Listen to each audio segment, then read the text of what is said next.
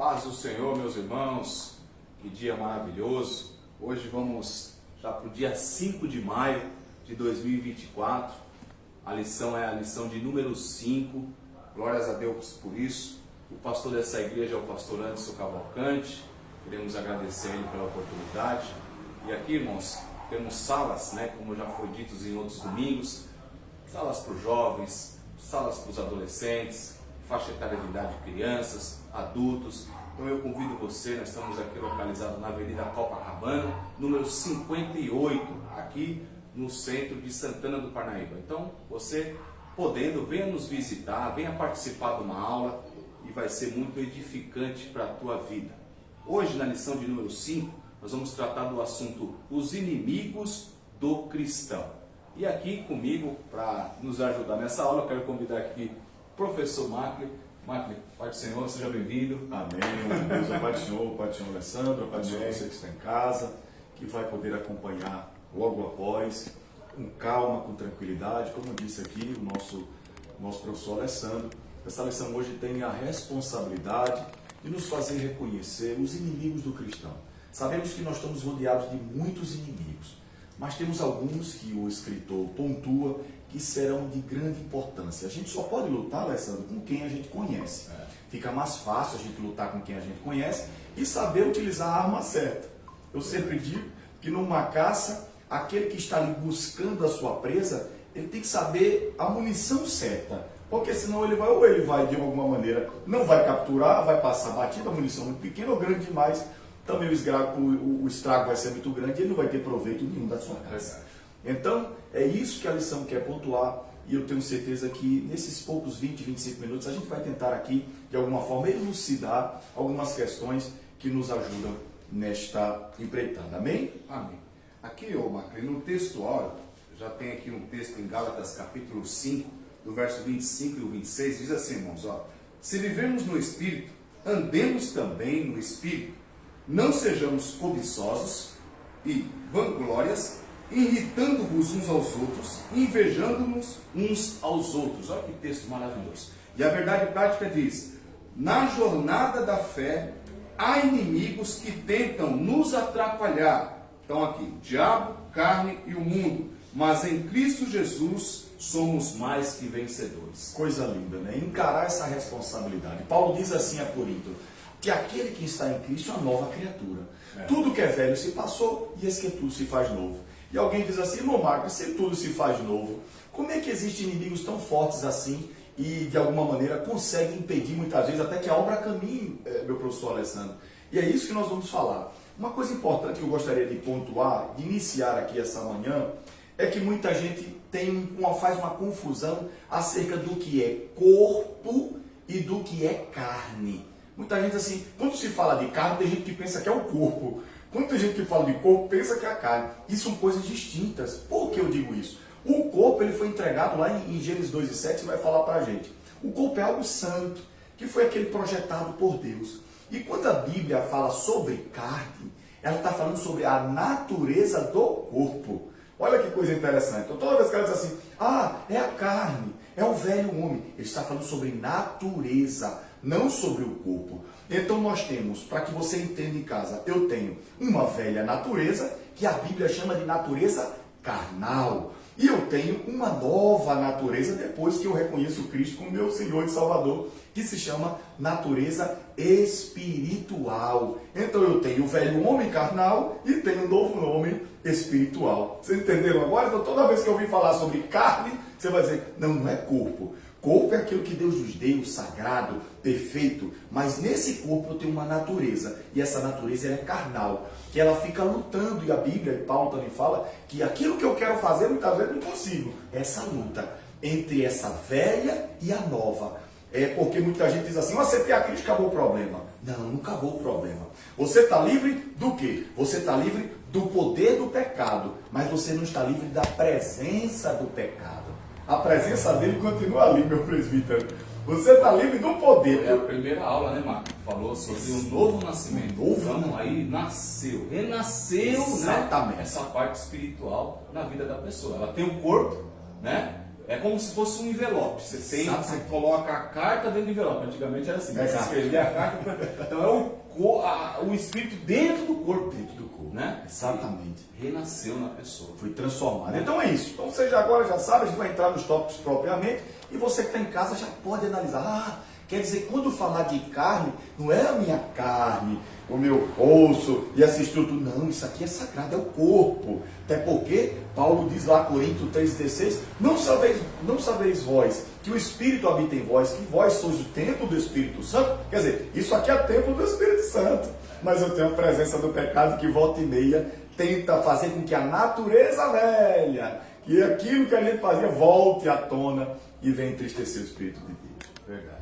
E o primeiro ponto, então aqui nós já demos aqui uma introdução de 3 inimigos do cristão. Então o primeiro é o diabo, o segundo o mundo e o terceiro a carne, né? E aí nós vamos aí entrar um pouquinho sobre quem é esse diabo? Quem que é esse dos inimigos? O Marco já deu uma pincelada aqui, que nós temos que ter as armas certas. Então, esse diabo, ele também é um espírito. E como que você vai lutar contra esse espírito? Que arma você vai usar? Né? Não é uma espada, não é uma faca, não é um revólver, que você vai matar esse inimigo, né? Porque ele é espiritual. Então vamos aqui no primeiro ponto, ó, o diabo é real. É verdade. O diabo é real. Marco, tem muitas pessoas hoje que falam que não acreditam no diabo, que isso é da mitologia grega, que isso, sabe, isso é invenção. E às vezes ele subestima esse ser. Nós não estamos aqui para exaltar ele aqui, mas também não podemos subestimar. Exatamente. Porque, na verdade, vamos entrar aqui no tópico, que Jesus ele falou muito sobre o diabo. Ele falou muito. E nós, aqui no Antigo Testamento, desde Gênesis, você vai ver que esse ser chamado diabo, ele existe. E quem que é esse ser? Quem que é esse ser? Ele era um anjo. Exatamente. Um anjo, a Bíblia diz que ele era um anjo de luz. Está lá em Ezequiel, capítulo 28. E ele andava, né? Andava, quando ele andava, no seu andar saía faísca de fogo. Sabe, na sua capa tinha muitas pedras preciosas. Ele era um anjo de luz, um anjo bonito. Mas entrou no seu coração querer ser mais do que Deus. E aí houve aquela batalha lá no céu. E o anjo caiu do céu. Teve até uma novela da Globo que tinha esse tema, o anjo caiu do céu. Né? Caiu e com ele já tinha levado, Marco, a terça parte dos anjos. E hoje a gente tem, irmãos, como os demônios. Então quando Paulo diz assim, a nossa luta não é contra carne e sangue, mas sim contra os principados, potestades, hostes da maldade, que são tropas. Então dá para você perceber, principado, ele tem um reino, eles são organizados, e eles não são oniscientes que nem Deus, sabe de todas as coisas, sabe o que você está pensando agora, mas eles se comunicam muito rápido. Se você falar, eu não consigo, não vai dar, ele já pega essa que você deu, esse gancho, e começa a atuar na sua vida, desanimando a pessoa, né? Tirando a fé da pessoa, para não acreditar em Deus. Por quê? Porque o inimigo, o rival dele, arquival, é Deus. E tudo que está do lado de Deus, ele opera contra. Mas nós estamos do lado de Deus, opera contra você. Exatamente. A carta de Paulo é a carta que nos expressa essa vontade, né?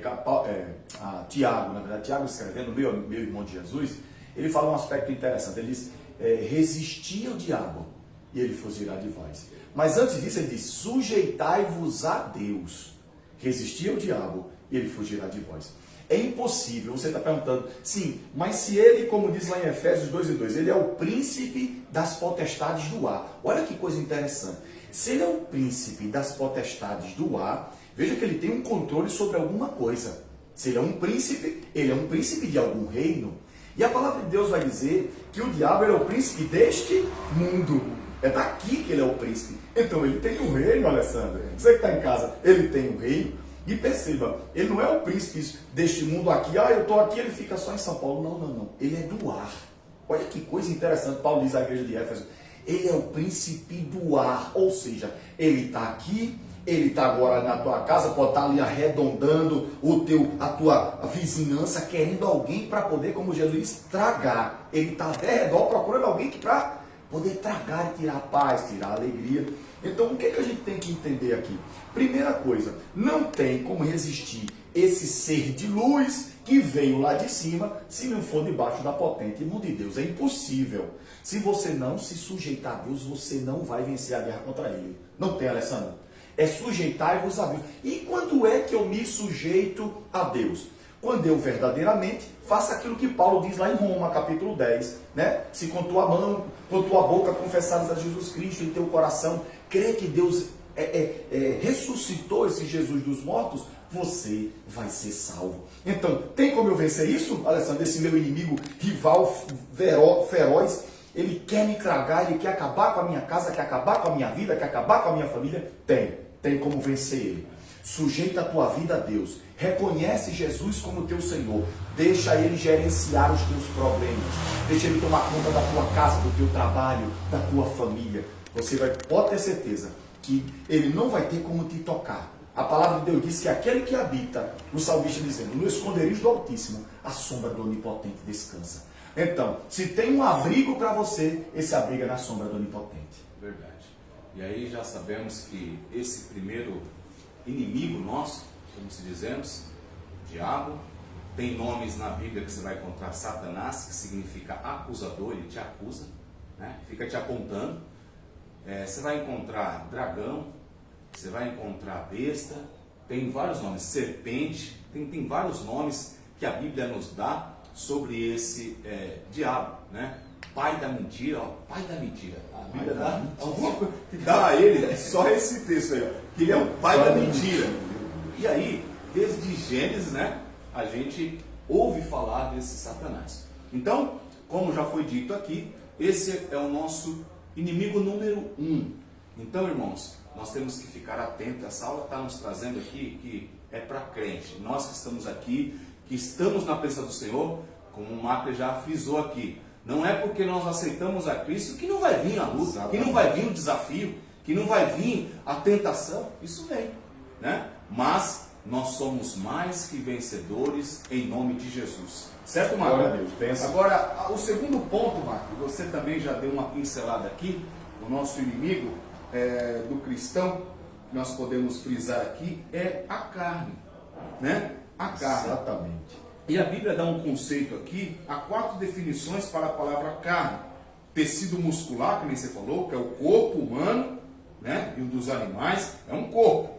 O corpo humano interior, o ser humano segundo a fragilidade e mortalidade, né? Que é a parte interior, a natureza humana pecaminosa, e dentre muitas outras perspectivas da palavra carne, muitas, né, que estão na Bíblia, a expressão concupiscência da carne, e tem grande relevância quando o apóstolo João, ele usa esse termo e ele se refere à satisfação carnal em todas as suas dimensões, né? Então, a Bíblia fala que o Espírito Santo, o Espírito que é o próprio Deus, e a carne milita contra o próprio Deus, que está lá o Espírito Santo com letra maiúscula, e que ele milita contra a própria carne.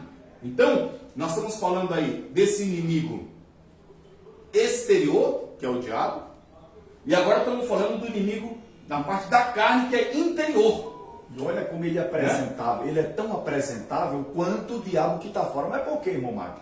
Quando a gente chega lá em Gênesis capítulo 6, que a gente vê aquele cenário de perfeição, daquela criação perfeita, todo mundo está no jardim, e o que poderia ter de errado no jardim que Deus acaba de criar, Alessandro? Olha para dentro. A gente acha assim, o que está visível, o que está fora é mais fácil de tratar, ou assim, eu consigo, ele é mais real. Ao contrário, às vezes o que está dentro da gente, ele é mais real, porque ele está ali convivendo com a gente, do que aquele que está fora, Alessandro. O diabo pode estar, como diz a palavra de Deus, ele está a derredor, né? Ele tem um redor e tem um derredor. Ele está ali acompanhando, bramando como leão, procurando a quem possa tragar. Já aqui, a tua carne é algo que está dentro. O grito da tua carne, ele pode ser maior do que o leão que está fora. É verdade. Preste bem atenção no que eu estou dizendo. E eu digo isso por quê, irmão Marco? Porque quando chega no Éden, com tudo aquilo perfeito, a perfeição de Deus, e o cenário diz assim, Adão, Eva chega para ele e diz, Adão, a serpente conversou comigo ali, e disse, que conversa, esse negócio de comer o fruto, olha como é que são as coisas. Adão está no lugar perfeito, de um Deus perfeito, uma criação perfeita, e desperta dentro dele. Olha que coisa interessante. Olha, vamos lá comer daquele fruto. Muito bom. É mesmo, é. Olha a mentalidade dele. Deus disse, não mexe nisso, Adão. Não toca nisso, Adão. Preste bem atenção. Como a nossa carne, ela é muito, mas muito forte. Se você acha que o diabo é forte, a carne é mas poderosíssima, terrível, nesse aspecto de santidade, nesse aspecto de graça. Tá certo? Então, você precisa lutar contra ela. Você precisa ter força para vencer essa carne. E como é que eu venço? Eu sempre digo, e a Alessandro já finaliza aqui, para que a gente possa passar para outro tópico, eu sei que o tempo é curto, Alessandro. E a palavra de Deus diz que é uma natureza que se opõe a Deus e que não é capaz de fazer qualquer coisa espiritual para agradar o Senhor. Uma coisa interessante, o objetivo dela não é agradar a Deus. Ela quer agradar a si própria. Você vai querer toda hora, eu quero prazer, não vou orar, ficar de joelho dá trabalho, vou passar 5, 10 minutos, meia hora, isso é, nossa, chato. A gente fica sentado e dói a coluna, dói o pé, dói o braço. Vocês estão entendendo como é que funciona? Então, tudo que é contra Deus, a carne apoia. E isso, Marco, que você falou, vem a consequência do quê? Eu, irmãos, decido se eu quero ser cheio do Espírito Santo ou não. Exatamente. Você decide. E sabe, você tem que se esforçar, você tem que querer. Porque, irmãos, quem quer ser cheio do Espírito Santo? Eu quero, você quer. Mas, devemos o quê? Alimentar esse Espírito Santo. Exatamente. Alimentar. Porque se você alimenta mais a sua carne vai ficar forte. E como o Marco falou, como ela milita contra o próprio Espírito Santo, você não consegue, meu irmão, se você não tiver o Espírito Santo na tua vida, vencer essa carne. Então, eu não consigo vir para a escola bíblica, eu não consigo orar, eu não consigo ler Bíblia. Isso tudo é obra da carne, que vai nos tirando, sabe, desanimando nós a caminhar. E aqui para finalizar, nem tão pouco apresentei os vossos membros ao pecado por instrumentos de iniquidade, mas apresentai-vos a Deus como vivos dentre mortos, e os vossos membros a Deus como instrumentos de justiça, porque o pecado não terá domínio, Marco, sobre vós, pois que estáis debaixo da lei, mas debaixo da graça. Então o pecado não pode ter mais domínio sobre vós. Você que aceitou a Cristo, você que já nasceu de novo, você não vive na prática do pecado. Somos tentados, podemos pecar, mas você se arrepende, você pede perdão e você não vive nessa prática. É isso que a lição quer nos dizer. 8:18 de Romanos, para finalizar aqui esse tópico, esse ponto diz assim: porque para mim tenho por certo que as aflições desse tempo presente não são para se comparar com a glória que há de ser revelada. Então tem uma glória de Deus para a nossa história. A partir do momento que nós vivemos para Deus, a partir do momento que nós sujeitamos a nossa história a Deus, nós conseguimos resistir ao diabo e com certeza, Alessandro, ele vai fugir da gente. Esse desejo carnal, essa natureza fraca, falha, ela começa a ficar bem fraquinha e vai indo para longe. E a presença de Deus toma conta daquele que Deus entrega. Isso é maravilhoso, irmãos. Amém. Irmãos, tópico 3. O terceiro inimigo do cristão é o mundo. É uma outra parte, que esse inimigo está na parte externa, né? Então, parte interna, carne, parte externa, diabo e mundo. Olha só, perspectivas bíblicas da palavra mundo. Há 5 conotações bíblicas, Marcos, para a palavra mundo. Primeiro, terra. Segundo, o conjunto de nações, certo? Conhecidas. Terceiro, a raça humana. Quarto, o universo. E quinto, os que opõem a Deus. Esses têm o diabo como chefe e vivem na impiedade. Como já foi dito aqui, o Deus deste século, está lá em 2 Coríntios capítulo 4, verso 4. Verdade. Que o Deus desse século, ele cegou o entendimento dos incrédulos e eles não conseguem ver a glória do Evangelho. A glória do Evangelho. Exatamente. O mundo. E aí nós não estamos falando aqui, irmãos, da terra, que é ruim, sabe, das nações. Não, nós estamos falando do sistema. Exatamente. Que esse mundo, né? Exatamente. Uma economia conturbada, um projeto, uma justiça falha, é disso que nós estamos falando. O julgamento errôneo daquilo que verdadeiramente é, valores perdidos, valores ultrapassados de pessoas, de comunidades étnicas e coisas desse tipo. É disso que nós estamos falando.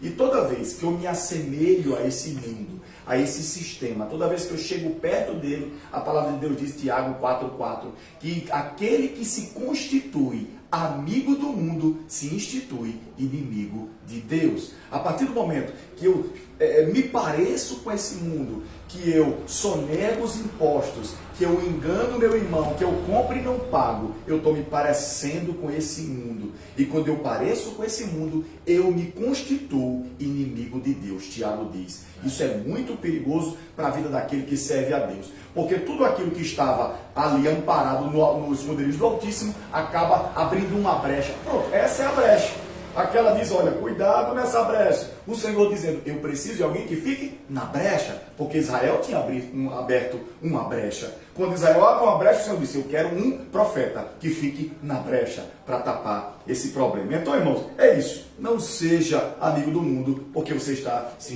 intitulando inimigo de Deus. Amém? Amém. E esse ponto aqui do inimigo do mundo, esse é o nosso terceiro inimigo, a concupiscência da carne, a concupiscência dos olhos, né? E a soberba da vida. Olha, irmãos, isso é tão interessante. Esses desejos, né? Esses desejos, o que é isso? Aquele desejo desenfreado que você não consegue controlar. Exatamente. Só com a presença do Senhor na nossa vida. E como nós vencemos isso? Como nós vencemos isso? Né? Com a presença de Deus na nossa vida. Né? Nos alimentando da palavra de Deus. E aí eu entro aqui para a conclusão que o apóstolo Pedro ele nos adverte a respeito do plano do inimigo em nos tragar. Você já falou, 1 Pedro capítulo 5, versículo 8, né? Que o inimigo está no nosso derredor, mas com o objetivo de destruir a obra realizada por Cristo em nossas vidas. Ele quer enfraquecer a nossa caminhada rumo ao céu, irmão. Nós temos que ficar atento a isso. A ação diabólica é feita e mediante ataques do inimigo. Então, não pode ceder os seus ardis pecaminosos. Marco frisou bem esse versículo, né? Sujeitai-vos, pois, a Deus e resisti ao diabo, e ele fugirá de vós. Glória a Deus. Irmãos, então, eu quero agradecer a você, tendo a livre consciência de que foram apresentados aqui os 3 tópicos dessa lição, nessa manhã maravilhosa, junto do meu professor Alessandro, e nós falamos aqui sobre o inimigo carne, sobre o inimigo diabo, sobre o inimigo mundo. Explicamos aqui e expomos a você a necessidade de uma vida de retidão, que se você é uma nova criatura, você tem essa característica de Cristo, Deus habita em você, e a partir do momento que você se expõe a esse cuidado de Deus, você consegue resistir a esse mal que vem sobre você e com certeza ele vai fugir da tua história. Amém? Lembrando, fortalecei-vos no Senhor e na força do seu poder. Foi assim que Paulo ensinou a igreja de Efésios. Fortalecei-vos e estáis firmes. Irmãos, nessa manhã, não adianta muita gente dizer assim, irmão Macri, mas eu oro muito, mas não vigia. Então, irmão, preste atenção. Não adianta orar muito e não ter essa atitude, Alessandro. Não adianta você ler bastante Bíblia. Eu sou um grande teólogo. Lembre-se, ninguém cai com pedras grandes. A gente escorrega em pedrinhas pequenas. O problema do pecado não é que ele se agiganta, é porque ele vem pequenininho. E quando você vê, você está envolto num lamaçal, você está ali com uma pedra, parece uma areia movediça. Quando você vê, você está sem se movimentar. Por quê? Você colocou um dedinho, aí foi um pé, foi um tornozelo, colocou o outro e você está sem mobilidade. Amém, irmãos? Que Deus possa dar sabedoria a cada um de vocês e que essa manhã tenha sido produtiva às nossas vidas. Irmãos, tá? Até a próxima aula, que Deus abençoe, que essa aula edifique a sua vida, compartilhe com algum amigo. Logo mais, daqui a pouco, às 18 horas, temos o culto da família aqui. Então venha participar, traga um amigo, traga uma amiga, traga um vizinho, que você vai ser bem-vindo e vai ouvir a palavra de Deus. Que Deus te abençoe, fique na paz.